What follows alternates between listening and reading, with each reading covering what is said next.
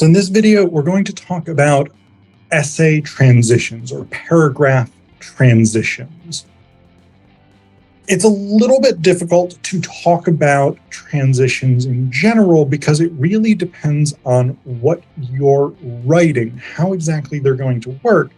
But we're going to talk some about the purpose of transitions, how you might approach transitions. And I'm going to give you an example of how to develop a strong transition. So what is a transition? Well, basically, a transition involves connecting the idea from one paragraph to the idea in the next paragraph.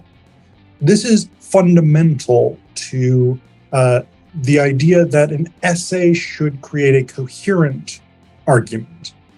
Because, again, you don't want, here's just a set of disjointed paragraphs.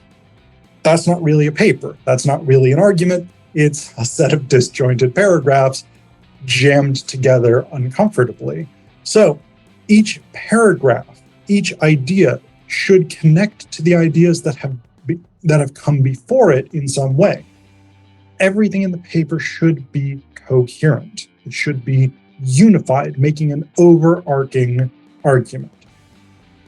Transitions are the technique that you use for connecting one paragraph's idea to the next paragraph's idea. And these are often very challenging. A lot of people struggle with transitions. I see this all the time in my students' writing, where you get just very disjointed essays because each paragraph has its own idea, and the author isn't necessarily sure how to connect them one to the next. And that's very common. It's a very difficult thing to do. As you practice it, you get better at it. And as you practice writing coherent, unified essays, making a singular focused argument, it becomes easier. One thing that people will sometimes try and do is substitute a transition or make a transition unnecessary because they use a section break. That doesn't really work. A section break is not a clean break. A section break marks the transition from one major phase of the argument to another major phase of the argument. You can't just stick a section heading in there and say, I don't need a connection anymore. Even when you have a section break, you should have some kind of transition in there to connect what's come before to what's about to come. It doesn't have to be as strong a connection as between two paragraphs, but it should still be there. The other big question people often ask about transitions initially is, should this come at the end of a paragraph or the beginning of the next paragraph, or both? And the answer is, it doesn't really matter. What you want to do is figure out what the most effective, rhetorically sound way of connecting these ideas is, whether that's something at the end of the paragraph introducing the next idea, or whether that's something at the beginning of the second paragraph, pointing us back to the link with the previous paragraph.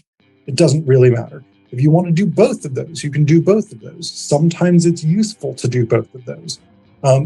But in one way or another, it should be clear to the reader how we've gotten from the idea in this first paragraph to the idea in the next paragraph. So I want to show you the end of one of my paragraphs and the beginning of another paragraph. So these are sections of paragraphs from a paper that I recently presented at a conference. I'll read them to you so you can see them. I've taken out most of the transition that I originally had. So in other words, by rejecting standard English with its colonialist history and instead embracing a hybridized new language, post-colonial authors undercut the cultural authority of colonialism itself. Smart frequently deploys Bajan Creole rather than standard English, aligning the speakers of her poems with Afro-Barbadian folk culture. Medusa cuts both ways, for instance, begins with the lines, dread, an African woman full of sheself with dim dooty-eye looks. This opening overtly aligns the use of Creole language with African heritage by identifying the subject of the poem as an African woman. New paragraph. These poems associate the cultural capital of the classics with Bajan Creole. By discussing Greco-Roman mythology in a Caribbean language, these poems assert a cultural connection to ancient myth, assert that Caribbean culture is linked to antiquity in the same ways that colonialist ideology would seek to reserve for Europeans. So you don't need to know what this paper is about. It's really not that important. This is Dorothea Smart is who Smart is. It's not really important for the purposes of this discussion. There is a transition here. There still is. It's a link between these two ideas. The idea in this first paragraph that Dorothea Smart's poems use a particular language, Bajan Creole. Then, in the second paragraph here, we move to the idea that this is culturally important in terms of connecting Caribbean poetry, in this case, Caribbean literature, to the cultural capital of the ancient Greeks and Romans. So that's fine. We have that link. The two ideas are connected, but there's not a very strong transition, right? We go from this opening overtly aligns the use of Creole language with African heritage by identifying the subject of the poem as an African woman, to these poems associate the cultural capital of the classics with Bajan Creole. What makes this a transition, again, this is a transition. It's not the greatest transition, and I'm going to show you in just a second how we can strengthen it. But what makes this a transition is we have the same idea linked, but we're talking about different focuses of them. So in the first paragraph, we're talking about the language itself. In the second paragraph, we're talking about the language's connection with Caribbean literature. Now, what I had originally written here is this. So here we go from this opening overtly aligns the use of Creole language with African heritage by identifying the subject of the poem as an African woman, to, in addition to resisting a standard English imposed by British colonialism, these poems associate the cultural capital of the classics with Bajan Creole.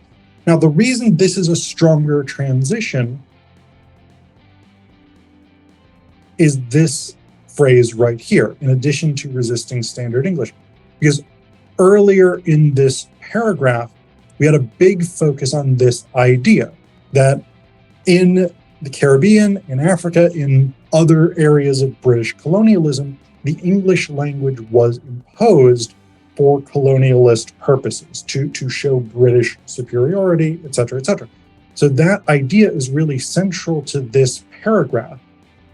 What we get at the beginning of this second paragraph is a re-encapsulation of that central idea from that previous paragraph, in addition to resisting a standard English imposed by British colonialism. So that previous paragraph established this thing. And then we've got that transition phrase, in addition to. Transition phrases are a really, really good tool for pointing us back to things that have been already established. So something like, in addition to. This is further demonstrated by. Any of these sort of phrases that point us back to what's been said before, but also point us forward to what's now going to be said. Those are really, really good phrases to connect your ideas. But essentially, this is the kind of thing that you want to do with your transitions, is to link what you've said in the previous paragraph to what's about to be said, so we get those connections. So it's not just, here's one idea that stands completely on its own, here's another idea that stands completely on its own. show us, show the readers your thought process for how these two ideas are linked.